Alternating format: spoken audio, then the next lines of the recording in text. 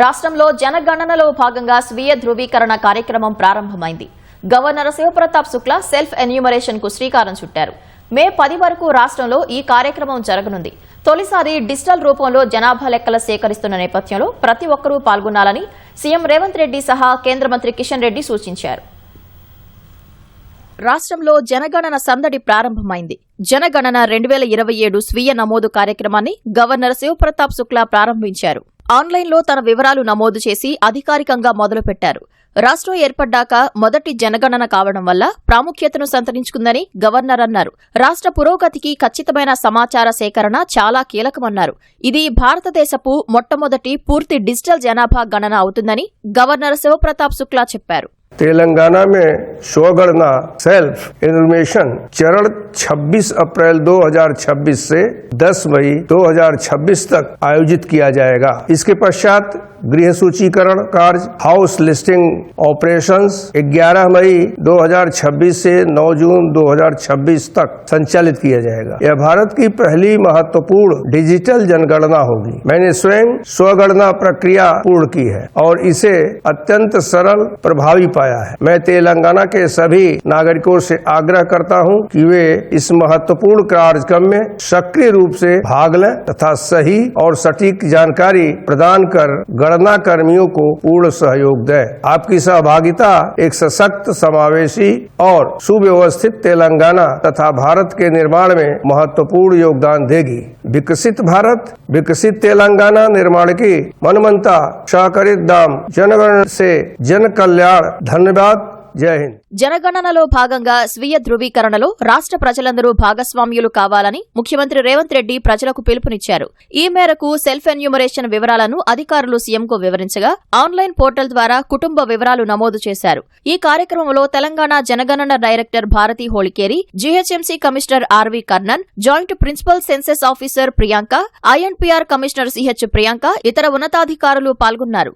జనగణన ప్రజల లెక్కలే కాదు, దేశానికి సంబంధించిన భవిష్యత్తు ప్రణాళికల కోసం దోహదం చేస్తుందని కేంద్ర మంత్రి కిషన్ రెడ్డి తెలిపారు. 2027లో జనగణనలో మొదటిసారి కులగణన జరుగుతుందన్న ఆయన అందరూ పాల్గొనాలని సూచించారు. ముందు ఇండ్లకు సంబంధించినటువంటి సెన్సస్ జరుగుతూ ఉంది కాబట్టి మాకు ఇల్లుందని చెప్తేనో, మా ఇంట్లో ఏసీ ఉందని చెప్తేనో, మాకేదైనా పథకాలు రావేమో, సంక్షేమ పథకాలు మాకు కట్ అవుతావేమో అని ఎవ్వరు కూడా భయపడాల్సినటువంటి అవసరం లేదు. ఇక్కడ మీరు తెలియజేసేటువంటి ఏదైనా కూడా వాస్తవాలు తెలియజేయండి. మనకు ఎంతో ఉపయోగపడుతుంది ఓవరాల్గా ఇండియాకు, మన హైదరాబాద్ నగరానికి, మన తెలంగాణకు.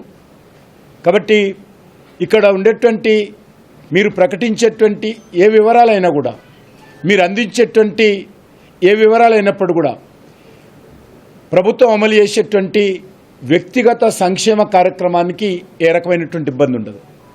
ఓవరాల్గా పాలసీ మేకింగ్ ఉపయోగపడుతుంది. స్వీయ ధృవీకరణలో ప్రజలందరూ పాల్గొనాలని శాసనమండలి చైర్మన్ గుత్తా సుఖేందర్ రెడ్డి పిలుపునిచ్చారు. అధికారుల సమక్షంలో సెల్ఫ్ ఎన్యూమరేషన్ చేసుకున్న చైర్మన్ వారి కుటుంబ వివరాలు అందించారు. సమాజంలో ప్రతి ఒక్కరూ జనగణనలో పాల్గొనాలని మాజీ గవర్నర్ బండారు దత్తాత్రేయ తెలిపారు. జనగణనలో భాగంగా హైదరాబాద్ రామ్నగర్లోని ఆయన నివాసానికి వచ్చిన జనగణన సిబ్బందికి తమ పూర్తి వివరాలను అందించారు. సెల్ఫ్ ఎన్యూమరేషన్లో ప్రజలందరూ పాల్గొనాలని రవాణా శాఖ మంత్రి పొన్నం ప్రభాకర్ పిలుపునిచ్చారు. జీహెచ్ఎంసీ అధికారుల సమక్షంలో స్వీయ ధృవీకరణ చేసుకున్న మంత్రి అపోహలకు పోకుండా జనగణనలో అందరూ పాల్గొనాలని కోరారు. సెల్ఫ్ ఎన్యూమరేషన్ చేయడం ద్వారా తమ కుటుంబ వివరాలన్నింటినీ కూడా ఈ దేశ జనాభాలో లెక్కల రూపంలో చూపెట్టాలని కోరుతాను.